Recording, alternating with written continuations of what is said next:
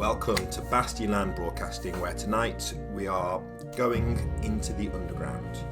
So over the last few weeks, I've been demonstrating how to use the mapping procedures in Electric Bastionland to create locations for your game. And we've done Bastion, the city, we've done Deep Country. I think it was last week we did Deep Country. I was really happy with the way Deep Country came out. We came up with some really interesting locations. A lot of them were drawing on contributions from the chat. So by all means, people who are in the chat, if you get any ideas, shout them out and I will steal them. And I will try and credit you as well. But tonight we are in the underground. So let's have a look at what exactly the underground is and how we're going to map it. So let's see, shall I go full screen? Is it going to cooperate with me tonight? I'm not going to repeat what Captain Lucky Luke says at the risk of sounding like I'm encouraging that sort of thing. Oh, sound like Jude Law. Okay. Well, I saw look like Jude Law, and I'm not going to comment on that because obviously that's sound like Jude Law. I can't think what he sounds like. I'm sure he's much more well spoken than I am. So the underground is exactly what it sounds like, and it's exactly what this picture looks like. So this art is by Alex Sorensen, as is all of the art in Bastionland, Electric Bastionland, and I can't go 1 week without praising him. I tried to like make an enemy of him and say that he was stealing all the spotlight, but I just can't. I can't quit him. I can't quit praising his artwork, especially the stuff for the underground, because the interesting thing about mapping the underground is, as you can see, it doesn't quite conform to normal time or space. It sits just below time and space. It's weird. So the key principles that we need to know about the underground are that it connects everything. Everything is a test, and it sits just beneath reality. And then it's just weird. So like, there's distances are not what they seem. Time below does not equal time above. Basically, it's all written. I go on about this phrase saying that in a role-playing game, the setting should serve the game rather than the other way around. I think sometimes people start with a setting and they create this rich world, and then further down the line they think, oh, I should make a role-playing game about this, and then they hit problems because the world isn't created for a role-playing game, whereas Bastionland was always made to be a setting for a role-playing game. So the underground is really convenient because things don't have to add up, and that's part of it. It's just a way that you don't have to think about. It goes both ways. It means you can get away with a lot of stuff that you might not ordinarily get away with, but it also opens up creativity, and you'll see that as we go on. So yeah, it's part like London Underground, but it's also natural tunnels, weird like shifting caverns below space. It's weird, and we're going to make a little section of it. So here we go, mapping the underground. So we're going to use the route mapping system that we've used for Bastion and for Deep Country, and we're going to try and fit as much stuff as we can on one page. And if you've not watched one of these before, all I'm trying to do is get like the basic idea down there. So when you run the game, you're going to have to improvise around this, because I think it's good to get in the habit of improvising, and it is difficult, and it doesn't always give amazing results. It takes a bit of practice, and it doesn't always work, but I think when it works, it creates such interesting games where, like, you as the conductor running the game, you're having as much fun as the players because you're discovering the world as well, because you might have written down a little 3-word phrase for what's at this location, but until the players get there, you don't really know what's there. So I'm a big fan of making the conductor or the GM a player, just like the players are. So here we are, routes. So this is our first step. Using different colours, draw 2 or more circuits, ensuring they cross over each other. Now we're going to do 2 because these have taken quite a while to do in the past. So let's have a red circuit, because in honour of the underground. So I have a circuit here. We'll go, yeah, we'll make the first one a pretty basic kind of, not quite, like a diamond sort of shape. Why not? This is it's gonna annoy people, isn't it, that these don't match up. I will do my standard apology for being bad with design software. There we go. That's close enough. So that's our first circuit, and then we're going to do a second one in a second color. So let's get our pen. So we've had red, now we're going to have blue. Oh no, we don't want to really stop there, do we? And this one is going to be like a smaller circuit, but we're going to keep it simple today. I'm just going to have a little sort of diamond here as well.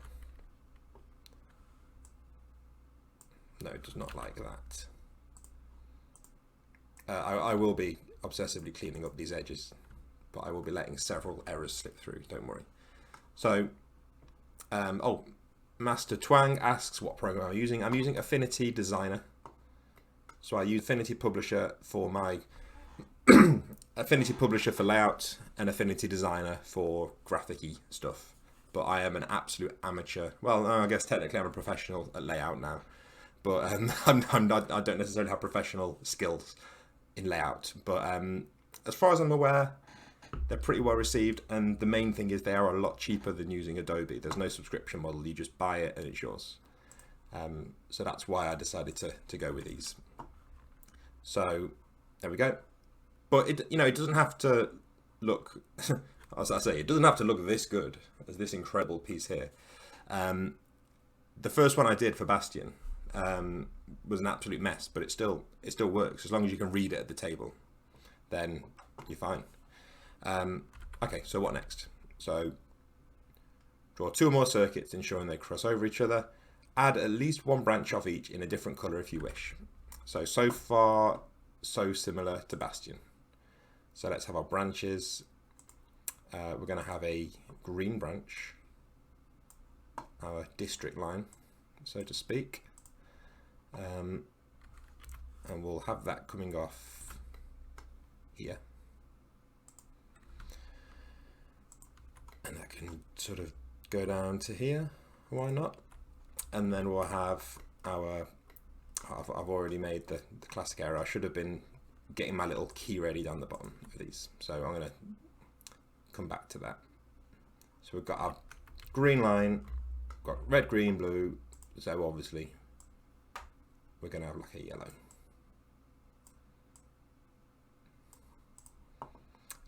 So I have a branch coming off. Yeah, we'll have this branch going off into the middle as well. Sort of mirroring that one, if you like. Not mirroring, but you get what I'm saying.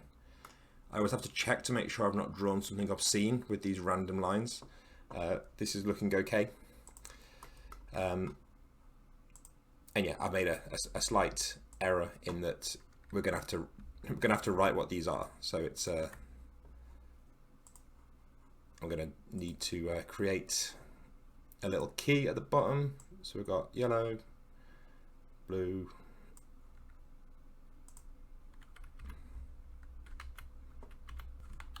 so I think I would like, if I'm generous, I would say that a large part of the of this stream is the fact that I'm demonstrating very clearly that you don't have to be good at this to do it. Obviously, it's not just that I'm fumbling around. It's a deliberate choice that I forgot to do this step so that I can show that, you know, everybody makes mistakes like that, and you know, you shouldn't feel bad when you make a mistake as well, because even I do it. And sometimes I just make the same mistake twice in a row just to like demonstrate the principle. So here we go, and we've got our red. So we've got our circuits in our nice primary colours, very garish, and then we've got our 1 branch off each, and now we're going to label each one a different colour with a theme, such as storm sewers, ornate halls, brass vaults, or maintenance tunnels. So in the chat, give me a theme for like a section of the underground. I've got an idea for something I want to do for the whole section. Because I like the sort of limitation breeds creativity idea. So I'm going to say that this might sound obvious, but it's not always the case. But I think this section of the underground should have no people in it. I think we should be thinking about whether there's like just abandoned natural tunnels, whether there's places that are too dangerous for people to ordinarily be, whether there's machines down here, aliens, mockeries, but no humans, I'm going to say. Sweaty pipes, says dog in a pond. That's a disgusting phrase, I have to say. I like the pipes. I'm thinking like sweaty is good, but let's go for steam pipes.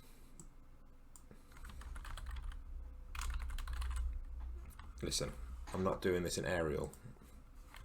When we're mapping the underground, we're definitely busting out Gil. And we'll go to 11. So we've got steam pipes, yeah, why not? Okay. What else we got? In fact, you know, I'm thinking the steam pipes is not going to be this giant circuit. I think the steam pipes are going to be the blue one. So we'll leave that.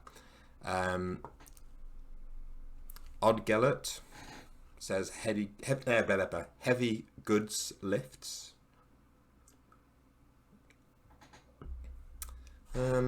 Like a transport tunnel, like those chutes that like I'm thinking about like Futurama, but like a glass tube that people just like shoot down. So like let's say that's red.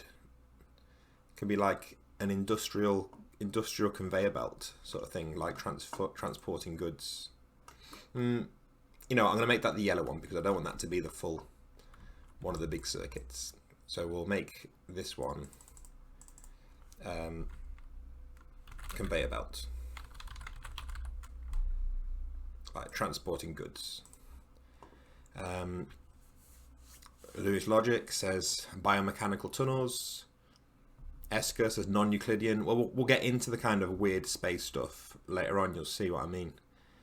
Ghost mole tunnels, said Captain Lucky Luke. We might come back to that. I like the idea of ghost moles. Crystal vacuum tubes. Sunken streets from Corgi Fan. Drain pipes from the local gym. Hoaxfish, that's disgusting. This sweat thing is not working for me. It's too far. Biomechanical tunnels I kind of like, and I can't think exactly how I'd make it work, but that means I kind of want to try it. So obviously we'll do green. I'm just going to call it biotunnel, and we'll come back to that. So we've got our biotunnel, and then we just need something for this red circuit. So like the main loop, I guess. Burial barge channel, messenger orb tubes.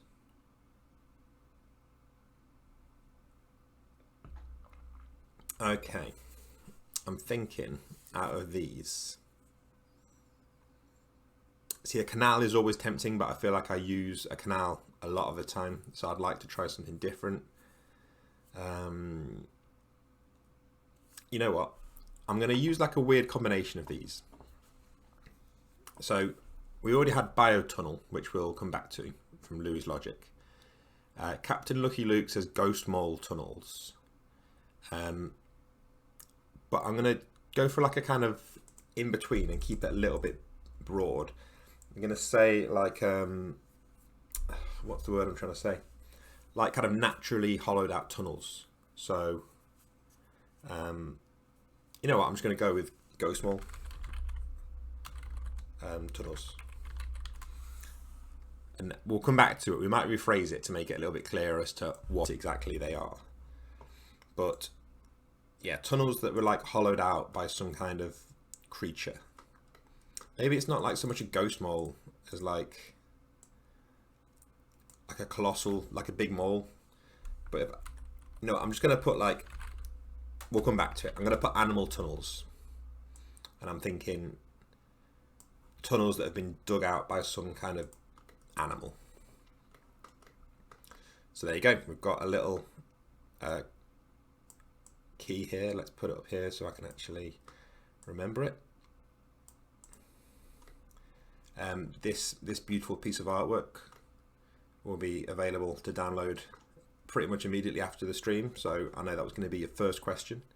It's not going to be available in print unless you have a printer, in which case you can make that happen. So yeah, that's that. What next? Rooms and passages. Place a dot at each point where the routes cross, branch, bend or end, denoting a room. We've done this 1,000 times. Let's do it again. So we're just going to pop our little, oh my god, this won't do. We're going to pop our little station sign anywhere where there's like an end of a route or a bend. Esker has asked a very good question, which is this a top-down map or a side view? Now, there's an interesting middle ground on this that you may have seen if you've read Veins of the Earth by Patrick Stewart. He has a kind of halfway house where like some bits of the map are side on and some of them are top down. And I found it very confusing, but I've actually used it and it kind of works quite well. We're not going to do that here because I will inevitably forget what's what, but I would like to know. I need see. If I was a pro streamer, I'd have like a poll set up for people to vote, but I don't. But if you can voice your thoughts, top down or side on for this map, what do you think? And we'll go with the popular vote. And I won't be counting votes. I'm just going to glance at the screen and pick the one that looks about right. It's a better system than many voting systems.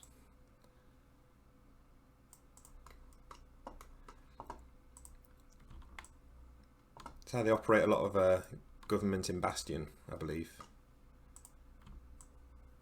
Sort of shouting contests. Okay. No, I've usually missed one. I've not.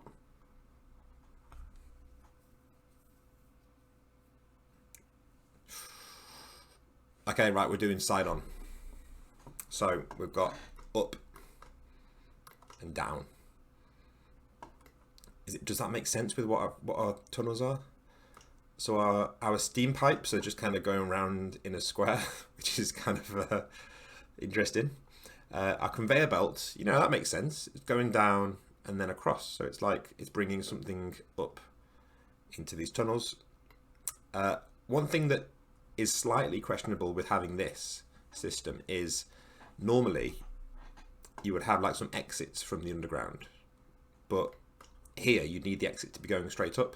So what I'm going to do is I'm just going to say that I'm going to pop on some like extra little lines for exits, and they don't have to make sense. Remember that the underground exists just below time and space. Why are you, there we go. So that is going to be an exit, and you thought I was going to go for the easy one at the top, didn't you? But I'm not. I'm going to make this here an exit. No, you know what?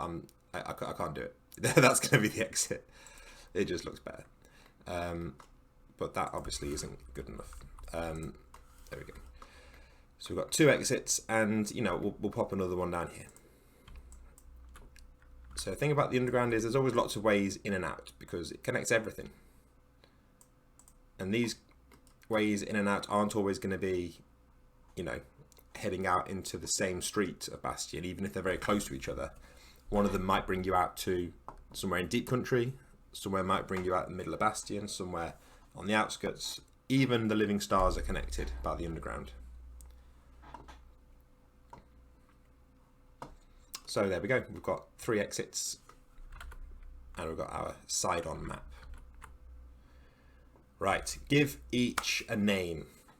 Something easy to conceptualize like machine shrine or mass tomb. List their immediately obvious contents and place the details in parentheses. Now, because of time limits and because of it not just being me sat here typing for the next hour, we're not going to go too far into the details of each one. We're just going to do like a basic name of what that room is, and then we might put some details in parentheses as well. But ordinarily, you might put down a bit more detail than what we're going to do today. So there we go. And this is like the meat of it, really. So you can use like some of these Spark tables here to get ideas. So we might do that to get started. But to start with, we're going to use this general underground Spark table. So what you do is you roll 2d20 and you combine your results. So I've got 8 and 5, which is corrosive blob. Now, if that's not a nice straightforward room, then what is? But we're not going to do it straightforward. So obviously, if this was D&D, you know, it's an ochre jelly or whatever, isn't it? But we're not that straightforward. So this has got to be the thing that's making the biotunnel, if it's a big blob of slime. So we're going to have like an ochre jelly, but we're going to flesh him out a bit.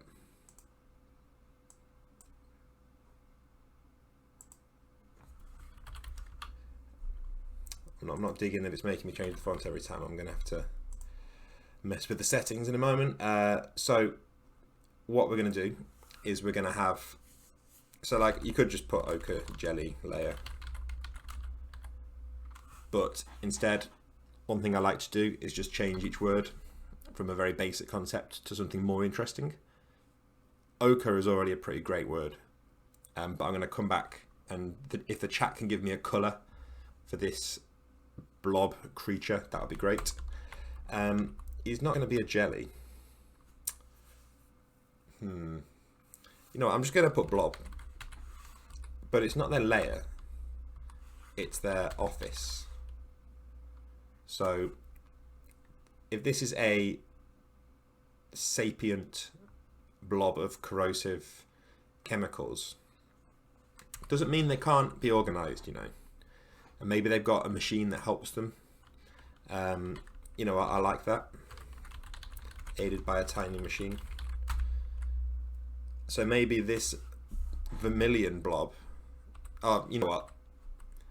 Vermilion is good, Oddgeller, but mauve, I'm afraid, is a bit more, it feels more blobby. Captain Lucky Luke has said mauve. We'll use vermilion later on.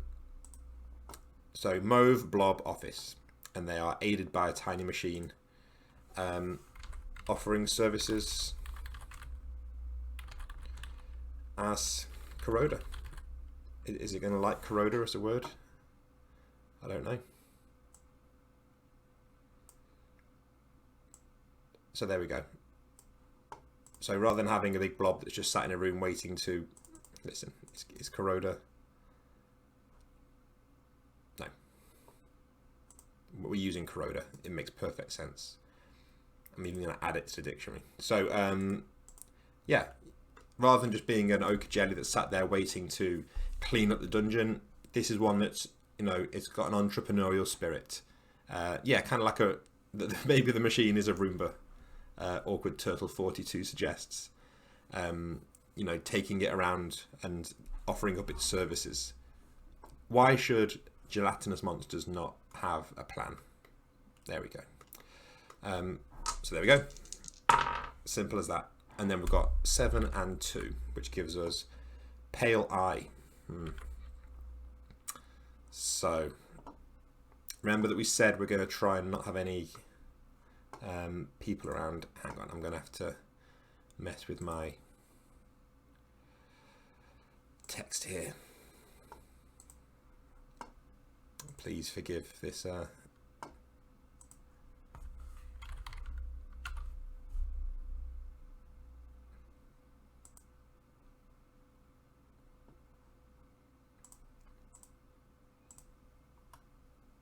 we go. Are you going to work for me now? Yes, you are. So what did I get? Pale Eye. Pale Eye Detective Agency. Down in the, well, I mean, we don't have to be in the biotunnels. Like, we can move around. So, Pale Eye Detective Agency. You see, I would be down with that, but we said no people. Having like a machine detective agency is kind of interesting. Yeah, security camera could be fun. That's kind of where I was thinking. I was starting to move in that direction, because so you know, let's take a quick diversion into the world of machines, because machines are kind of the being most associated with the underground. Let's just hide me for a second. So machines were very much inspired by GLaDOS from Portal, as kind of a very typical type of machine that's, you know, it's rigged up to its surroundings, and it's controlling its area, and it wants to like run experiments.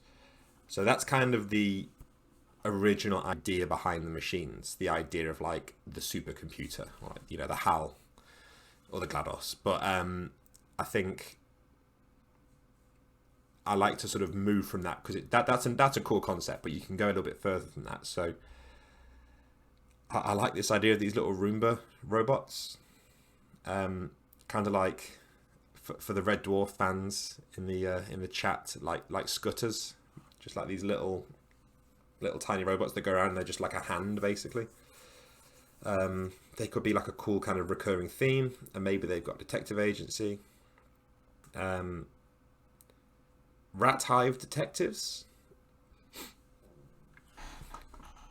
I mean, I said no people. You could have like mock rats as detectives.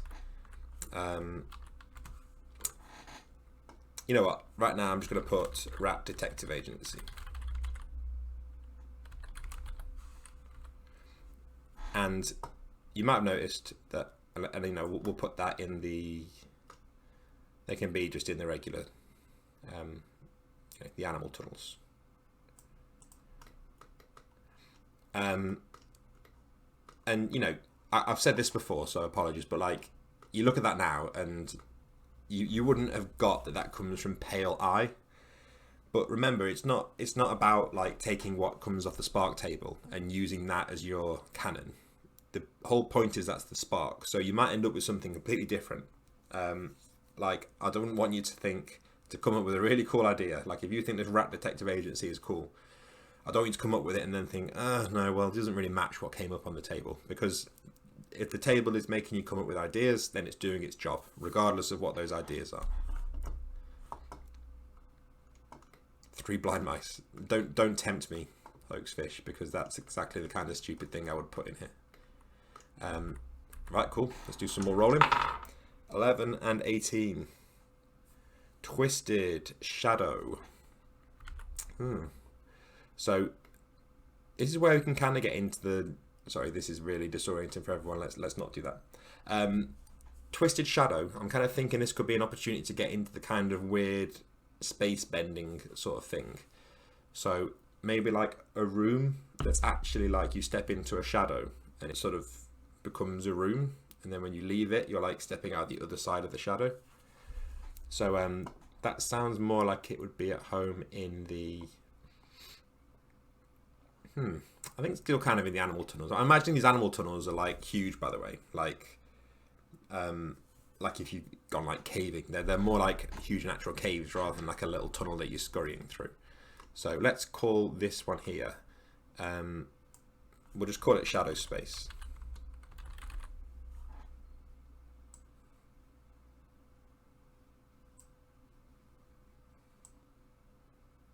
There we go. Cool. And then we've got 15 and 13. Bear with me while I drink some coffee. It's been I wouldn't say it's been a long day, but it's for some reason I'm extremely tired, but it feels kind of appropriate for this slog through the underground.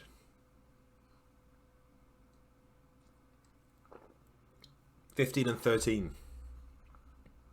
Oh, we nearly got the fabled result of 15 and 11 to get false machine. But no, we got false. What did I say? 15 and 13. False door. Okay. false door.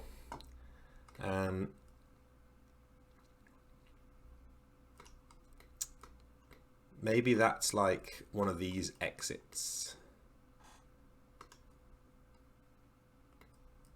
So maybe this is like a fake escape hatch. But it actually is an escape hatch, but it's a fake escape hatch. Now we can work out how that would work later on. But it's going to be some bullshit, you can tell. Like it's a fake escape, but it's also a real escape. Okay, we've got 18 and 4. Trick Ghost. Now, it's interesting that Ghost is on here because it's one of the only references to like ghosts or undead in the book. And I didn't want to like explicitly have like categorized D&D style ghosts. There's a few things that allude to like the dead. But ghost can have so many meanings outside of like, forget about the D&D monster manual ghost. So Trick Ghost obviously sounds like it's like an illusion that's there to like to keep people away. So that would kind of make sense to go in the maybe like the conveyor belt, because if this conveyor belt was leading somewhere presumably useful to be able to transport goods back, I think this could be like the fake ghost. So I'm kind of imagining like, I mean, this is it's a trope that I've used before, but I do quite like it, like the idea of like a shitty haunted house.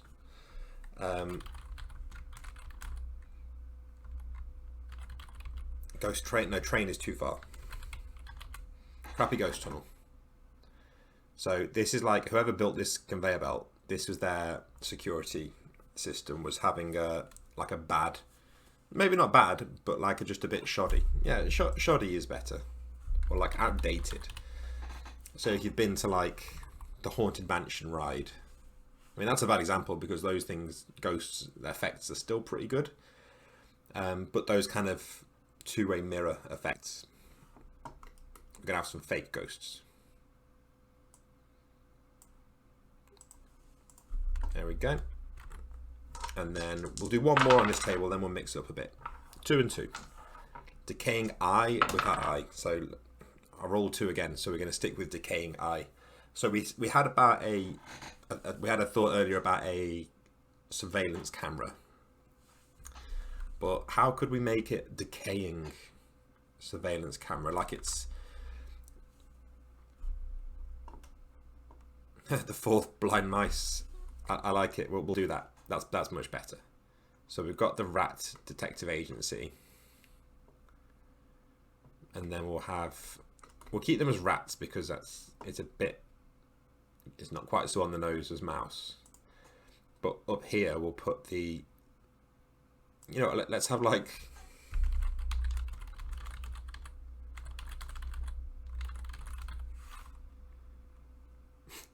two detective agencies.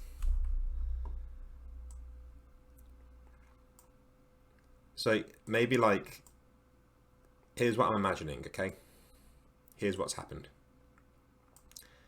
So originally, this was the 3 Mouse Detective Agency. And they ran their detective agent. Yeah, I mean, I think last week we had 2 different, what did we have? In Bastion we had like 2 schools. We had like academic rivals. But then we also had, last week in Deep Country, we had 2 retirement homes, I think, that were like rivals.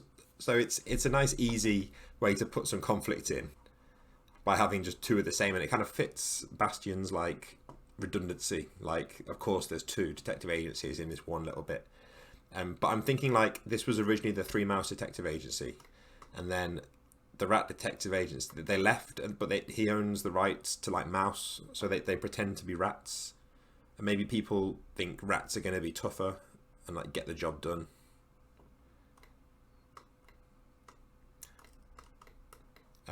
Cool.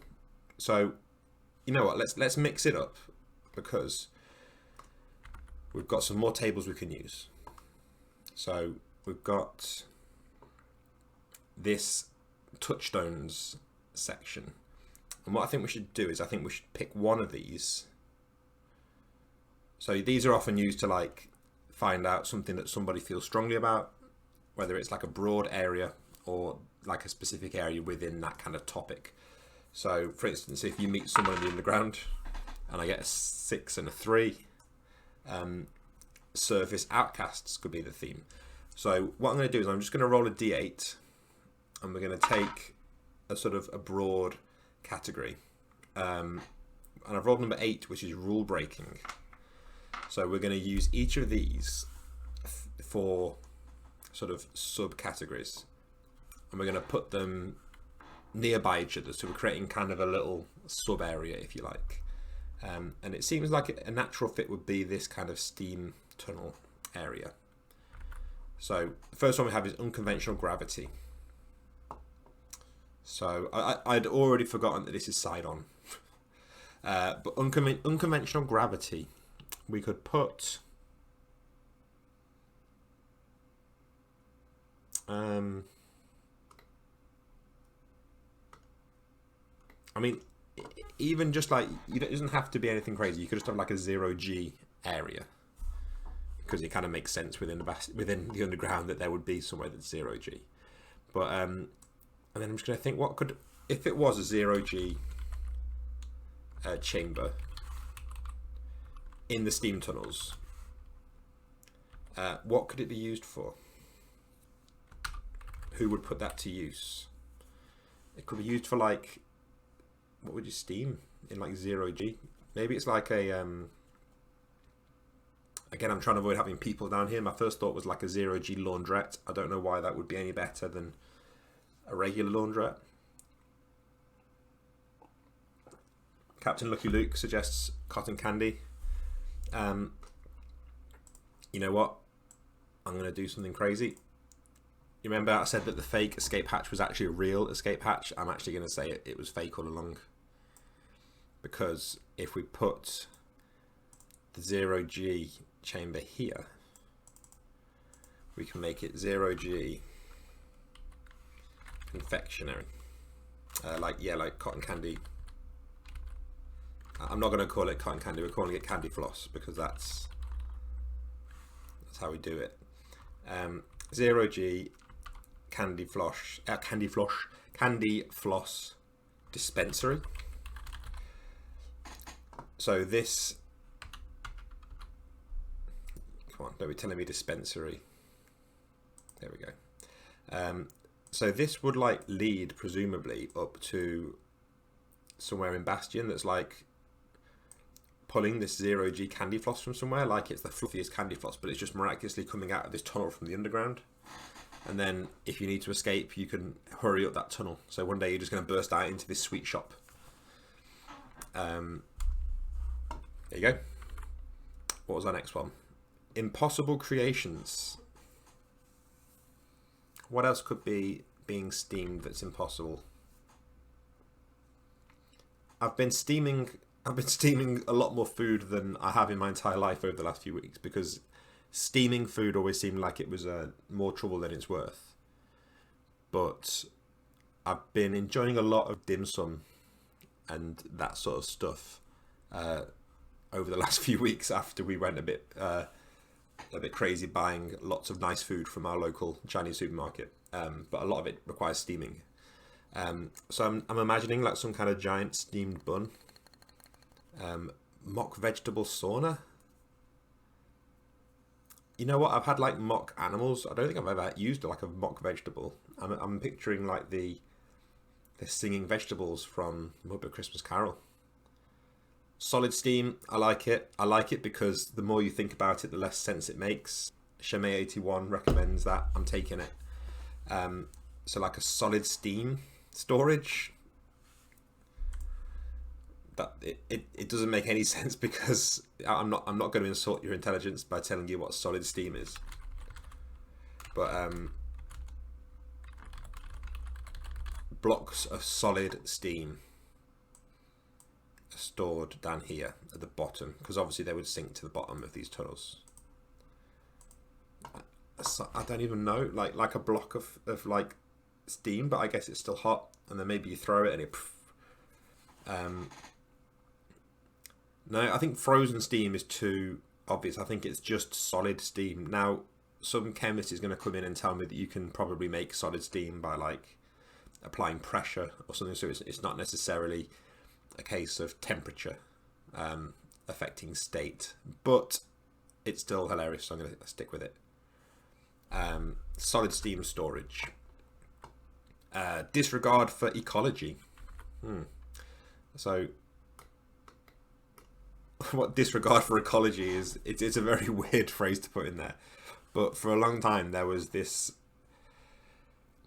idea going round, and it's a perfectly fine idea, that your dungeon in D&D should have like dungeon ecology was like a buzzword on the blogs. Everyone was talking about how you needed to think about, well, if your dragon's down here, where are they drinking, where are they getting drinking water, and what are they eating? And so if the dragon's eating these lizards that live in this tunnel, what are those lizards eating? And I'm not saying that's bad, you can do that, but it's not always what I want to do when I'm planning a dungeon, because you can spend a lot of time planning that stuff out, and maybe it does make your world feel more believable, but I would rather spend that time coming up with cool stuff for the players to find, because time is a resource, and I think that's the thing that I really wanted to acknowledge with this whole process.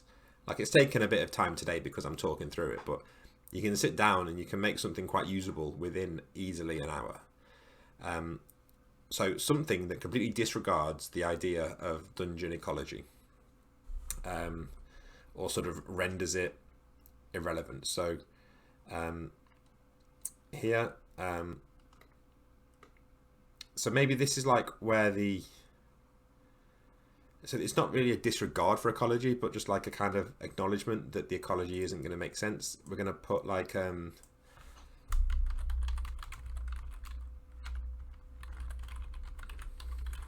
feeding steam moles.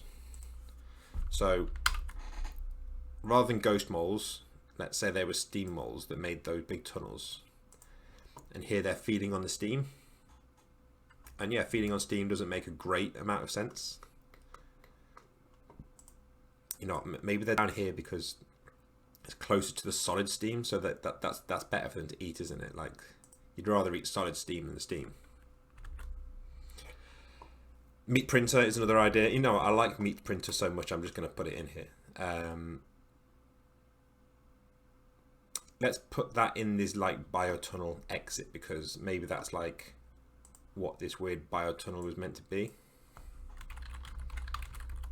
You don't have to come up with all the answers now. In fact, I really recommend that you don't come up with all the answers for your dungeon, because I mean, what will happen is at the end of a dungeon, there'll be end of a game of Electric Bastionland, people will often say to me like, "Oh, I just wish I knew what was going on with this weird dungeon, like solve the mysteries of it, and like why is it here?" And you know, don't tell them. But sometimes I don't know. Sometimes I just put stuff in there. And if you follow sort of similar themes, it will sometimes feel like it makes sense. I mean, if you can give it a satisfying conclusion, that's fantastic, but I can't always do that. And sometimes I haven't got time to plan one. So this is another way that you can kind of cheat it a little bit, just by sticking to sort of some vaguely linked themes. It will kind of feel like there's an internal logic to it, even if it's a weird underground logic. Yeah, Shimei81 says there's a whole lot of food coming out of this section of the underground. So yeah, we haven't even planned that really. It's just kind of happened. Like, we've got candy floss, the moles are eating something here, meat printer. So yeah, it kind of feels like, well, why is there so many food connections going on? And then our last one, belief into reality. So obviously, some kind of like wishing well type thing, or like something that somebody has willed into reality. I'm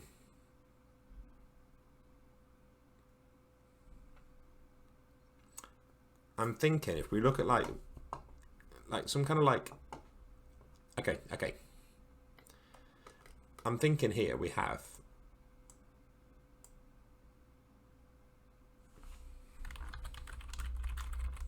hear me out. So steam machine doesn't sound especially interesting. So maybe this is like the, sorry, I always say sentient when I mean sapient heart of the steam tunnels. So like maybe these tunnels have kind of like, and again, it doesn't fit exactly the touchstone that I had, but if it's an idea you like, then run with it. So there's some kind of machine that's like made up of these tunnels. So these tunnels have kind of almost spontaneously created like a thinking machine, or maybe vice versa. Maybe this machine sort of willed these steam tunnels into existence with their kind of weird behavior. There we go. So we've got how many left? We've got 1, 2, 3, 4, 5. 5 left. We're going to go for a couple of these other tables over here. So these are spot tables like before, but they're a little bit more concrete and like not quite single purpose, but they're doing a more specific job. Yeah, we've got the ideas for the. I'll come back to the wishing well thing if I can, because I did like that idea. So I've got 14 and 12. So our obstacle, unbearable heat, and our look is polished obsidian. So this to me is suggesting whatever is down here are being transported back. So my understanding, I'm not a geologist. My understanding of obsidian is that it comes from volcanoes. Is that right? It's basically like black glass, is it? Any geologists in the house want to give me like a and explain like I'm 5 for what obsidian is. But we don't need to worry about it because we're just going to say this is an obsidian mine. That's kind of basic. I feel like we could go a step further with that. So obsidian mine, what's wrong with it? Maybe it is just like, oh, so we had unbearable heat, didn't we? So it's an obsidian mine, and it's kind of like melting in on itself. That phrase doesn't really make sense, but I think it does. I feel like I can see it. Like if I imagine like this jet black obsidian stone is like being mined out of the ground, even though I'm pretty sure that's not how obsidian works, then I'm imagining it like melting and dripping down. So like something's going wrong down here, that it's so hot that the obsidian itself is melting. Hoaxfish says, oh, you're clearly quoting like another website, which I appreciate. For a second I thought we had a genuine like geologist with us. Obsidian is a naturally occurring volcanic glass formed as an extrusive igneous rock. It's produced when felsic lava extruded from the volcano cools rapidly with minimal crystal growth. It's also found in mines in the underground, but it has a habit of spontaneously generating too much heat or responding to like geothermal heat. There we go. We've got 2 more. Let's do another one on that table and then we'll do another. So 9 and 5. Obstacle guillotine blades. And it's a clinical white room. Well, that's tricky because these are all like animal tunnels. So what would be the animal? There's one here actually. So this would be like a kind of clinical room and it's got these guillotine blades. So this is just going to be, it doesn't have to literally be like guillotine blades. Dentist surgery. Perhaps I'm trying to like, it's nice to have some rooms that aren't like completely like, why the fuck is this here? So I'm trying to now make these last few ones feel a little bit more like connective tissue between. So if they are connecting the animal tunnels and the steam tunnels, I'm imagining rather than like a guillotine, it's like steam valves that are like opening and closing. And it doesn't really fit the clinical look, but I think that's fine. But if you saw my video about knit stories, and Knit, the PC game. I think it's important to have some of these, what old D&D might call empty rooms, if you like, where you've got that breathing space where sometimes it is just a relatively straightforward room that doesn't have an encounter or a hazard. So steam valves, there's a hazard there with these kind of valves clanking shut, but it's still a kind of, I don't want to call it a quiet place, it sounds very noisy. Yeah, I'm imagining the Odd Geller says the vents they have to get through in every action film. I'm imagining the oh no, that was fire in The Rock, where Sean Connery had to like roll through the fire jets underneath Alcatraz, and he comes out and he says, "Welcome to The Rock." And I like any film where somebody says, "Welcome to" the name of the film. So The Rock, Con Air, John Malkovich says, "Welcome to Con Air." I'm now just going to do impressions from films where they say "welcome to" something. I believe in Jurassic Park, Richard Attenborough says, "Welcome to Jurassic Park." I will now be accepting any other. Yeah, well, no, the Lollygagger says, "Will Smith, welcome to Earth." I mean, so later on, Bill Pullman does say, "Today is our Independence Day," which is pretty close to saying the name of the film. Well, it is the name of the film. But I like it when it's explicitly "welcome to" film name. So we've got The Rock, Con Air, Jurassic Park. Give me more. That's the real purpose of this stream. Right, where were we before that tangent about welcoming people to films?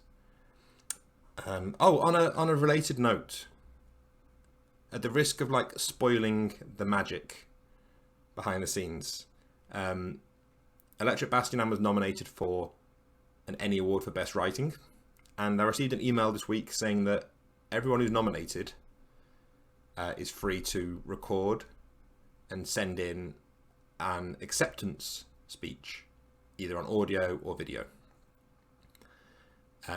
Which is weird because like it feels weird to be like doing a video saying like, "Oh, you know, thanks for this award," when you probably aren't going to win it. So I kind of just want to do something stupid and send it in. My partner Sarah said I should get like a wrestling belt and have it on my shoulder and just do like a Macho Man Randy Savage style promo, slamming Morkborg. But then there's always the risk that I come second and Morkborg wins and then it doesn't look right. So suggestions as well for like, what should I do with this video? Because I've got absolutely no idea what I'm going to do. Like doing an earnest speech when you haven't won the award yet just feels weird. Right, let's actually do this mapping, shall we, rather than keep going. Yeah, welcome to Electric Bastionland. It's going to be in there.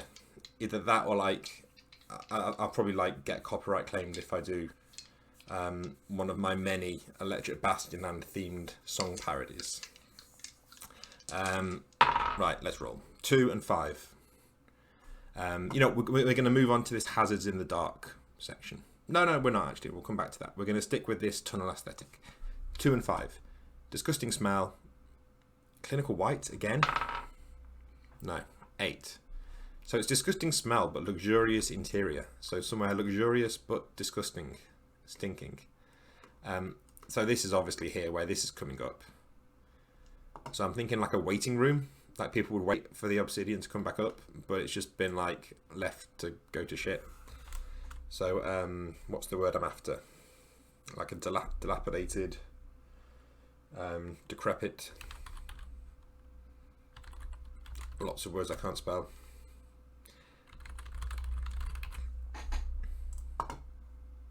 That's never the correct spelling, is it? Have I nailed it first time?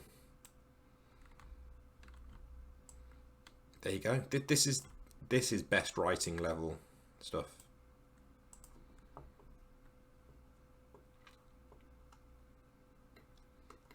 Decrepit waiting room, and a couple more.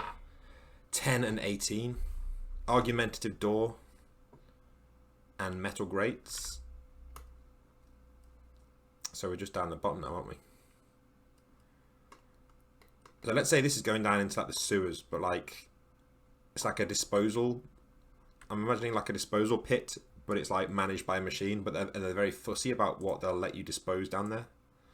So fussy disposal, fussy waste disposal.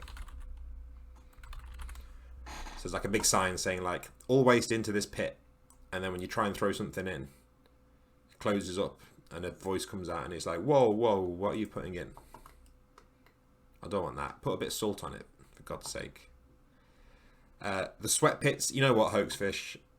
I've denied you your sweat for so long. I'm just going to put it in here.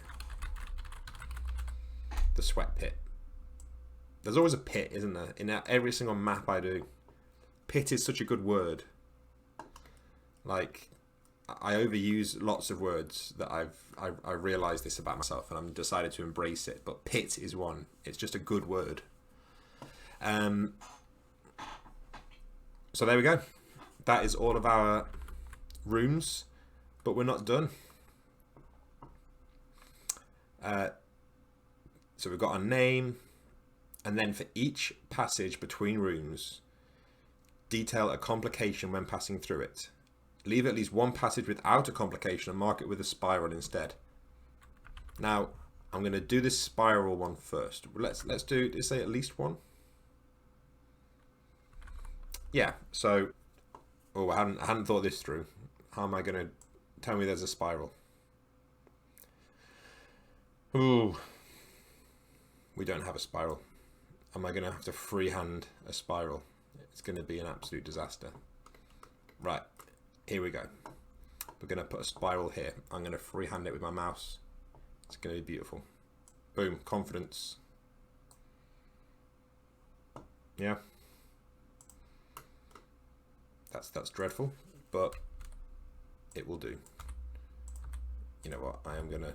I'm not gonna sit here and try and make this pretty, but we do have some standards here.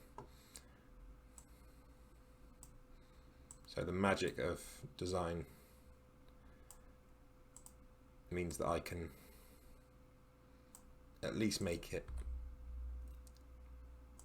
somewhat bearable.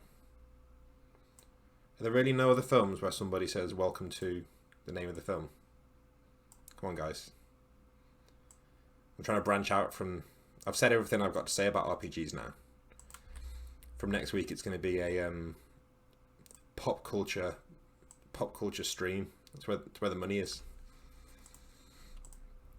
So, there we go. That was time well spent. I feel like it's ruining the clean vibe here. So I am just going to kill it in shame, and we're going to use a shape instead. So you would use a spiral here. I'm going to use a donut. Let's get our donut in red.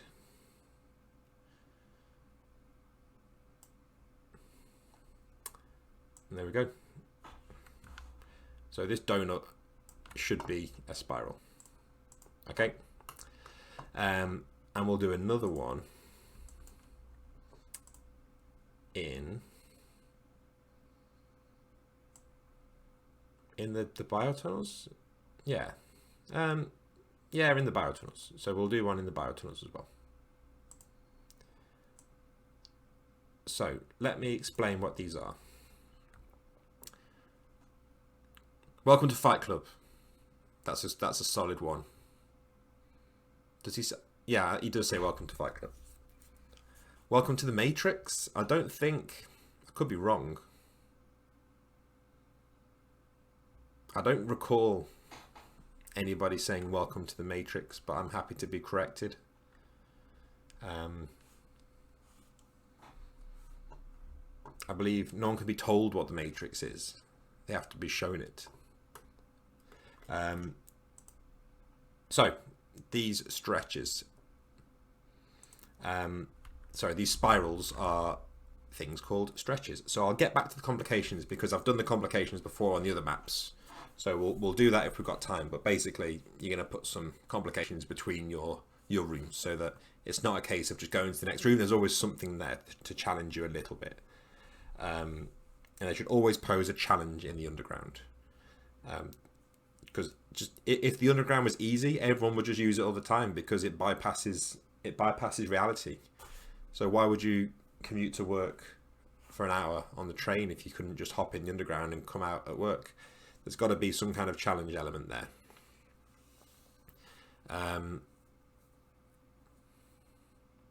Hoaxfish, welcome to the real world. He says, welcome to the desert of the real, I believe, which I think when I was like 15, I thought was the coolest thing in the world.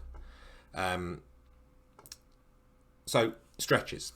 Now, this is a concept that I have stolen almost whole cloth from somewhere else. I forget who did it, but it was on some OSR blog somewhere. The idea that if you want your dungeon or your underground area to feel big, it's not always, you don't always want to just have like a giant stretch on the map to show that this is a giant stretch over here. And you don't want to have like loads of little sub areas between two areas to show that there's lots there. Sometimes you want to abstract it a bit and just zoom out. So what we have here is passages marked with a spiral are stretches that present a significant distance to cross. Passing through a stretch is rarely the same twice. List 6 possible routes through the stretch, each with its own encounter. When the group enters a stretch, roll d6. This is how many hours it takes to cross, and shows the route and encounter that's triggered inside. So what we need to do is for each of these, I've said that, I'm just going to pretend I didn't do that one because we haven't got time. But we're going to do, you're doing like a little mini d6 table basically for each of these stretches. So I kind of wish I'd put it somewhere better. Let's put it down here, because then we can have our little d6 table down here.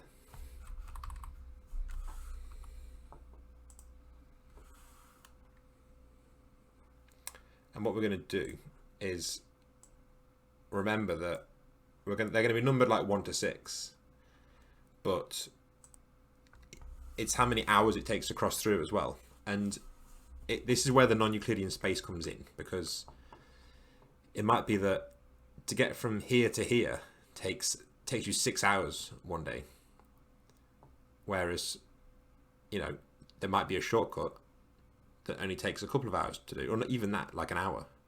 And then another day it might take you an hour to get through there. It's not reliable. It's always shifting, and it's different every time as well. So if you think you got this sussed and you're like, right, okay, so we go into the sweat pit, into the fussy waste disposal, carry on, and then we'll be at the shadow space. Then you come back one day and it's going to be different because the underground is always changing. So we're going to come up with 6 different things that could be down here causing this stretch. So we're going to go with this hazards in the dark table here. 9 and 2. So the warning is growling and the danger is devouring. Okay, so that's pretty straightforward. Feral, colossal, feral, mole, hole. I like that gets progressively less scary as you go. Colossal feral mole hole.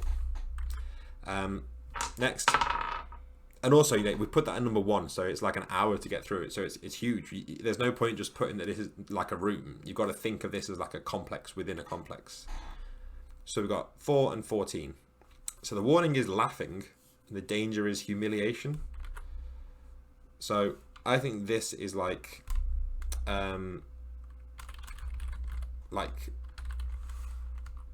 machine trial. Like a machine is like putting you through some sort of test to be able to pass through. I'm imagining like it making you do like a, got it, an alternative decathlon. So you get down there and it's like, right, to get through this area you've got to complete these 10 events. Number 1 is 100-meter sprint. Number 2, javelin. Number 3, stand-up comedy. Number 4, non-Euclidean table tennis.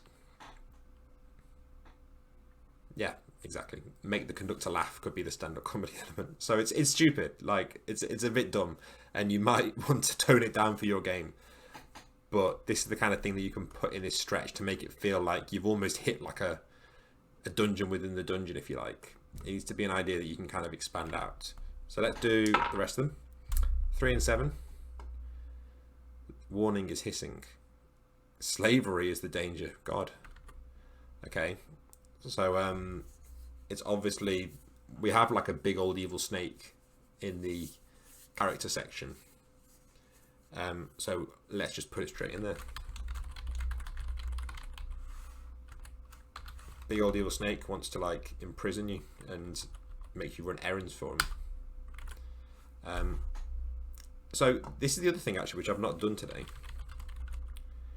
There we go. Big old evil snake is the animal vassal, one of your masters that you can have.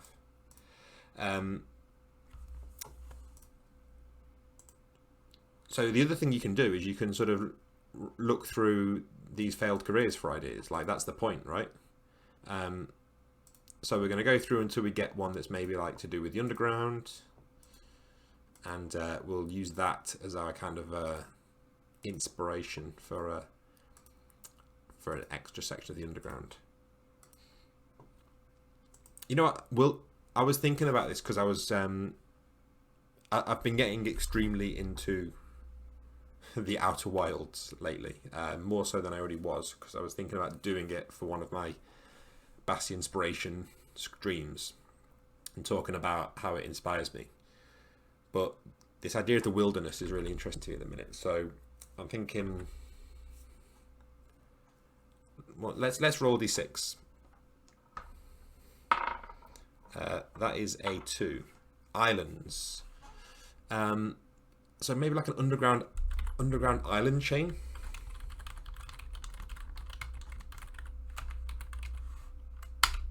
That feels like that's a big one. So you know what, I'm going to put that at number 6, because that's a 6-hour job there, surely. And then yeah, what else can we put in the underground? Because this is like 2/3 of the book, and I keep telling people like use them, because you know this is the setting. So here we go, crypto historian. We could put an alternative history down here. The infinite plane. Is that 2? That's a bit cruel. A prison. Yeah, a prison that's like a cosmic prison. So it's like a bit of the living stars leaking in. So it's not just it's a prison that's kind of in the underground, but it was maybe put there by like aliens. And it's like a whole prison complex.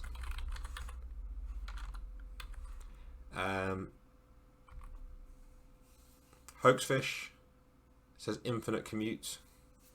I like it.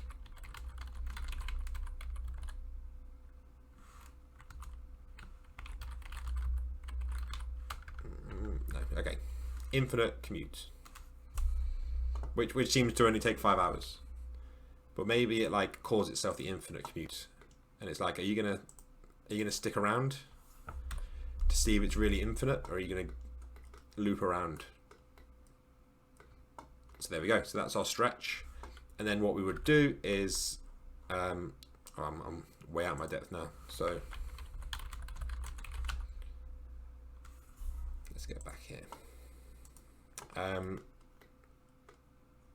no, it's all going wrong. The underground's got us. Here we go. So complications, like I say, you would just put something in between some of these rooms. Let's do a few. So I'm just going to do like what makes sense here for some of these, rather than like roll on them. So I think in the animal tunnels, they don't have to be complicated. So this could just be like a let's get rid of our bullets for starters, and let's do it in a slightly different color.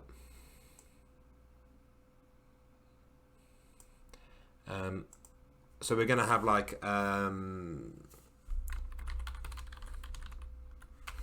slippery slope fallacy personified. I feel like this should be in like the biotunnels because it's a bit more gross if you have a slippery slope in the biotunnels. Yeah, they don't have to be complicated. So what's between the sweat pit and the fussy waste disposal? Fly tipping. So people come down to the waste disposal and the waste disposal's like, nah, I'm not taking it. So what do? They leave piles of rubbish down here. So you've got to like navigate that. Sometimes it's just as simple as like burning steam, and it might seem obvious for these steam tunnels, but like maybe this stretch is like completely covered by steam. What about in this conveyor belt? So here we're just going to put like busted conveyor belts. Bustin', that's not like an old West Midlands term for busted.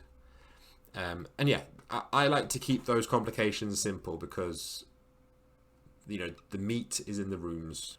Literally, I wasn't deliberately pointing to this one. The meat in the meat printer is very much in the meat printer room. And, you know, the passage between the steam machine and the meat printer, it just needs to be something to make it feel like there's been progress between the two. It doesn't need to be incredibly complex on its own. So that's that. And then just a couple of things to bear in mind. Navigation. The underground doesn't follow the normal rules of time and space. Any being that offers directions only directs you to where they want you to go to. And you're never too far from getting back to the surface if you know where to find an exit.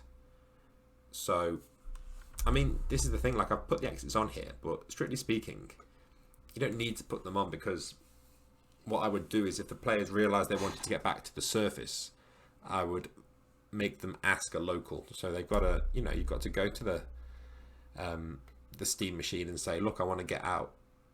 And then they're gonna tell you how you can get out, but at a cost, in some way that's going to benefit them.